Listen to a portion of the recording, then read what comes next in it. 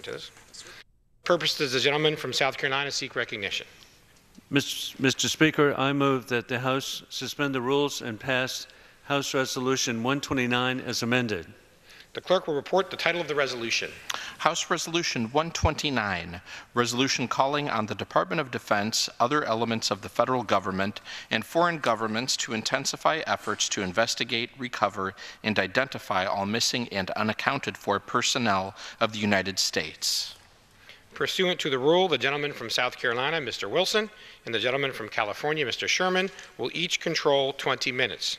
The chair recognizes the gentleman from South Carolina. I ask unanimous consent that all members may have 5 legislative days to revise and extend and to include extraneous material on this measure. Without objection. I also ask unanimous consent to place into the record an exchange of letters between the Foreign Affairs and the Armed Services Committees. Without objection.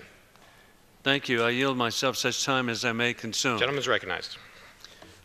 I rise in strong support of House Resolution 129, which recommits us to the sacred task of accounting fully for our troops who are still missing and unaccounted for in past wars and conflicts. From World War II onward, more than 82,000 U.S. personnel have not come home and are not accounted for. That means that for tens of thousands of American families, friends, and comrades in arms, the pain of uncertainty continues to this very day. This resolution also calls upon foreign nations to fully cooperate and to provide the Defense POW/MIA Accounting Agency with all information that our missing personnel that those countries may have. It's especially appropriate that we are considering this resolution this week, which marks the 45th anniversary of Operation Homecoming, which secured the return of more than 550 American prisoners of war from Vietnam. This group that left Hanoi on February 12, 1973, included an American fighter pilot whose F-4 had been shot down over North Vietnam in 1966. When he ejected from his plane, he had suffered a broken arm, a broken back, and a dislocated shoulder. But that was only the start of his ordeal. This pilot spent nearly 7 years as a prisoner of war, enduring torture, abuse, and an incomprehensible 3 years in solitary confinement. For 18 months, he shared a cell with Senator John McCain at the infamous Hanoi Hilton. For his service and heroism, he was awarded 2 Silver Stars, 2 Legions of Merit, the Distinguished Flying Cross, 1 Bronze Star with Valor, 2 Purple Hearts, and numerous other deserved awards. After that pilot returned home, he stated, quote, "The freedoms that most Americans take for granted are in fact real and must be preserved. I have returned to a great nation, and our sacrifices have been well worth the effort. I pledge to continue to serve and fight to protect the freedoms and ideals that the United States stands for." End of quote. Well, we know that that pilot did continue to serve, not only in the military. He is the former combat warrior and prisoner of war, an American hero, and a member of Congress. His name is Sam Johnson, and we are honored by his presence in the chamber today. I want to thank Congressman Johnson for introducing this resolution, but even more, we all, every American, wants to thank him for his life of valor and service. House Resolution 129 is an opportunity to renew our pledge to our men and women in uniform and to the families of those who have gone missing in service to our country. We will leave no one behind, and we will not forget our solemn sacrifices laid upon the altar of freedom. I urge support for this resolution, and I reserve the balance of my time. The gentleman from South Carolina reserves. The gentleman from California is recognized. I rise in support of this measure and yield myself as much time as I may consume. The gentleman is recognized.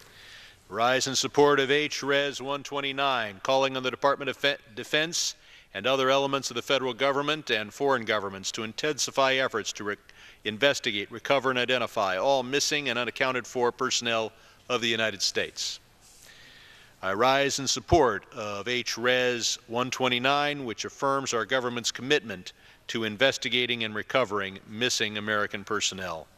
I especially want to thank Representative Sam Johnson, not only for introducing this resolution, but for embodying our dedication to those who are captured or missing, whose service to this country, 7 years as a POW, 3 of those in solitary confinement, exemplify the highest honor of our military forces. I also want to thank Chairman Royce for bringing this resolution forward. Our brave soldiers risk their lives for our country every day, and when they go missing, we owe it to them never to give up. No matter how many years pass, no matter how many miles we must travel, our search for them must continue. More than 83,000 personnel of the United States are still unaccounted for around the world from past wars and conflicts. This is the equivalent of an entire city, and their families are mourning the loss of ones they hold dear. Although an estimated 50,000 of these are World War II personnel lost at sea and sadly unlikely to ever be recovered, we must continue our efforts whenever there is any possibility of discovering and recovering an American who's been lost in the service of our country.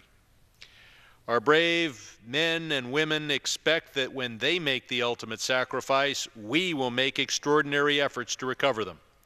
And if we don't do exactly that, we're not only failing those families, but also one of our military's most sacred principles: leave no man or woman behind.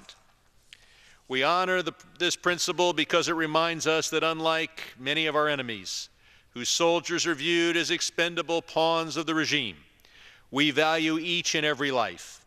Those missing in action need to be returned home to their families, where they belong. This resolution has a simple message for our government. It is time to intensify our efforts to investigate, recover, and identify, and account as fully as possible for all those missing and unaccounted for American personnel. It also urges foreign governments to cooperate with us in these important efforts so that every soldier, sailor, and Marine gets the homecoming they deserve, and airmen as well. Thank you to all the men and women who have served and continue to serve our great country and the principles we stand for. I urge my colleagues to support this resolution, and I reserve the balance of my time. The gentleman from California reserves. The gentleman from South Carolina is recognized. I yield such time as he may consume to the gentleman from Texas, Congressman Sam Johnson, the author of this measure, a former fighter pilot and prisoner of war, and a true American hero. The gentleman from Texas is recognized. God bless you both. Thank you for what you've said. I rise in strong support of the House Resolution 129. Mr. Speaker, this resolution I introduce calls for an intensified effort to account for the tens of thousands of American service members who are still missing in action. Many folks don't realize there are still more than 82,000 American service members who remain unaccounted for. In fact, I myself was classified as missing in action for almost 2 years after my shoot down over North Vietnam in 1966. That's why it's so meaningful to have this resolution in the House floor during the 45th anniversary of Operation Homecoming, which brought me and my fellow Vietnam POWs back to our beloved country after many long years in hell on earth. During my time as an MIA, my family was unsure where I was or whether I was even alive or dead. But my devotion and my devoted wife, Shirley, and countless other families with the National League of POW/MIA Families continuously advocated for the return of all our POWs and MIAs from the Vietnam War. And it's because of their tireless work and by the grace of God that my fellow POWs and I were reunited with our families 45 years ago this week. I'm joined today by my two daughters, Jenny and Beverly, who along with my late wife, were a key part of the effort to bring us home. Mr. Speaker, I'd like to ask my colleagues to join me in recognizing the strength and devotion of my two lovely daughters, Jenny and Beverly. I think they're seated in the gallery now.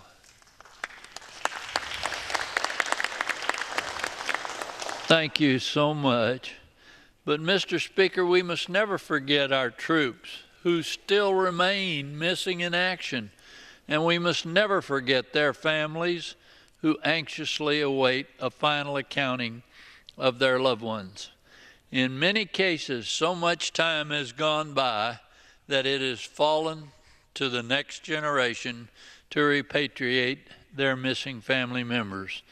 They deserve our dedicated help and support. After my return from Vietnam, I vowed to continue to fight for our missing troops and their families. During my time serving in the U.S.-Russia Joint Commission on POWs and MIAs, I traveled the world to places like Laos, Cambodia, Vietnam, and even to the Russian military archives in Moscow to try to find our missing troops, and I will never stop fighting. For the families of our troops who remain missing in action, this resolution is for you. This resolution calls on the United States government and the Department of Defense to diligently continue efforts to investigate, recover, and identify all missing U.S. personnel around the world. It also calls on foreign governments that have information on our missing personnel to cooperate fully with our government. We must remain united in our efforts to recover all our missing troops and to never forget their sacrifice. I would also urge my colleagues to remember that while I was in the Hanoi Hilton, the North Vietnamese told my fellow POWs and me that our country had forgotten us. As the days turned into years, we had to fight that fear. The feeling of being alone and forgotten is horrible, and the families of POWs and MIAs feel a similar pain. That's why I will continue to make every effort to repatriate my missing brothers and sisters in arms and hold true to the promise, no man left behind. But I also call on all current and future members of Congress to carry the mantle. We cannot and must not forget the faithful servicemen and women who deserve to be brought home to the country they gave all to protect. It is my sincere hope that we will one day bring home all of America's missing patriots. These heroes deserve to return to American soil with all our honor and respect, and their families deserve the closure of their loved ones that they have awaited for so long. Mr. Speaker, I ask for the support of all of my colleagues and that they join me in supporting this important resolution. And I yield back the balance of my time. The chair would gently remind members to refrain from referencing persons in the gallery. The gentleman from South Carolina reserves. The gentleman from California is recognized. I reserve. Gentleman from California reserves. Gentleman from South Carolina is recognized. Mr. Chairman, I yield 4 minutes to the gentleman from New Jersey, Mr. Chris Smith, Chairman of the Foreign Affairs Subcommittee on Africa, Global Health, Global Human Rights, and International Organizations, and a long-standing leader on behalf of veterans issues. The gentleman from New Jersey is recognized. Thank you, Mr. Speaker. I rise in strong support of Sam Johnson's resolution.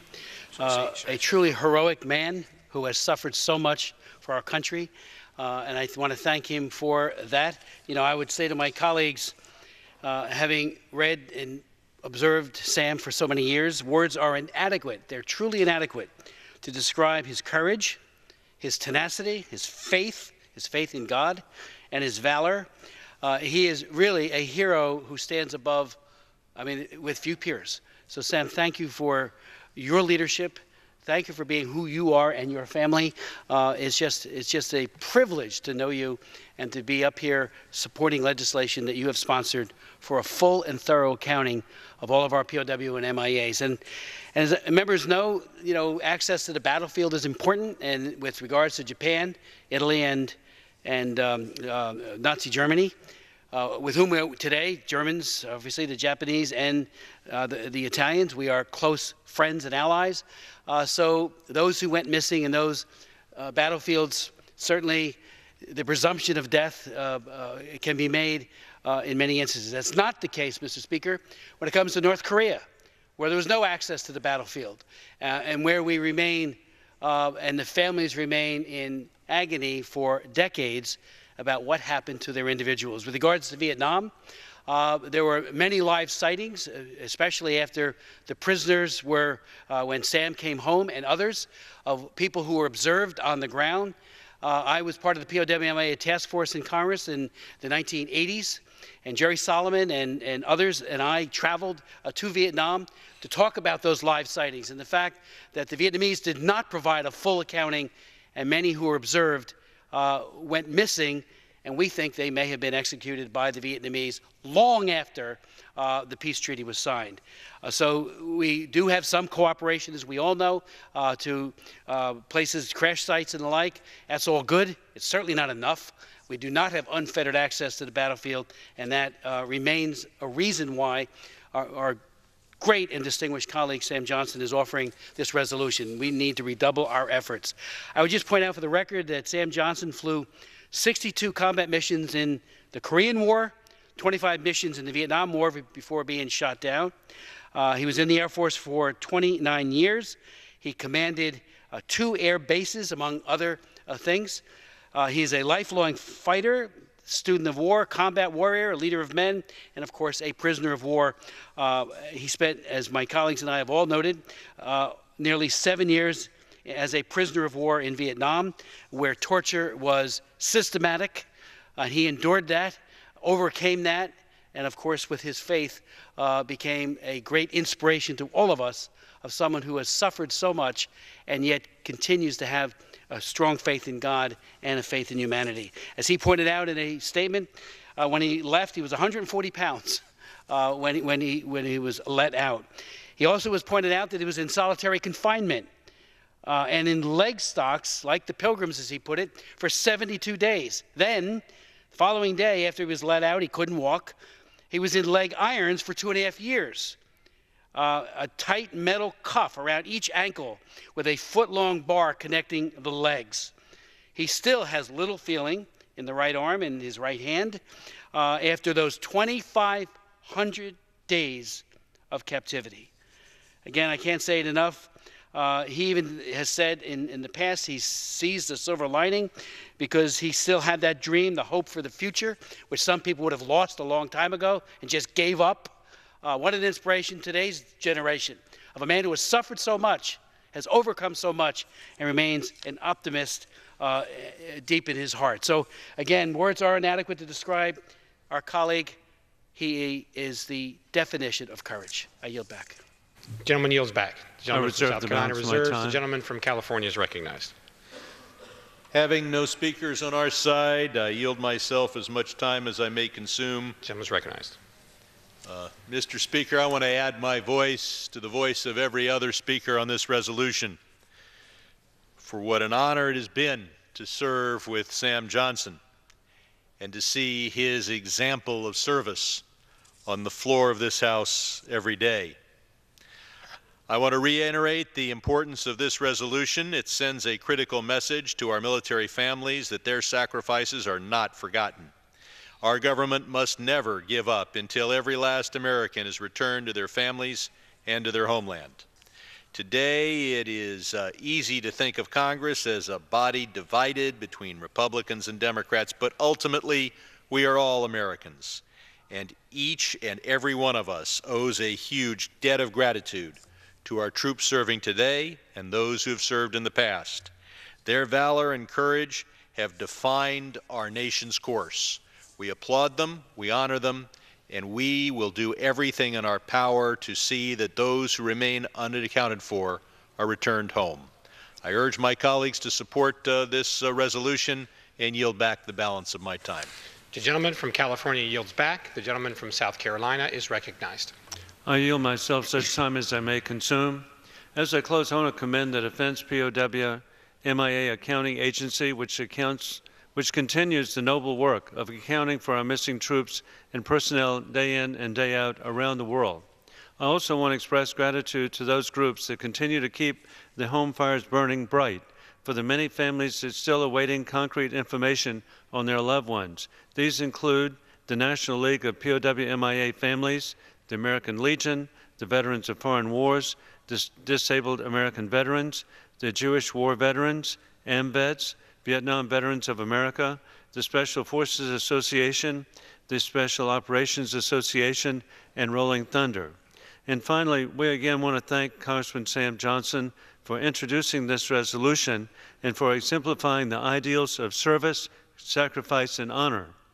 He was recognized by his communist oppressors as one of the most stubborn prisoners, a true tribute of his courage.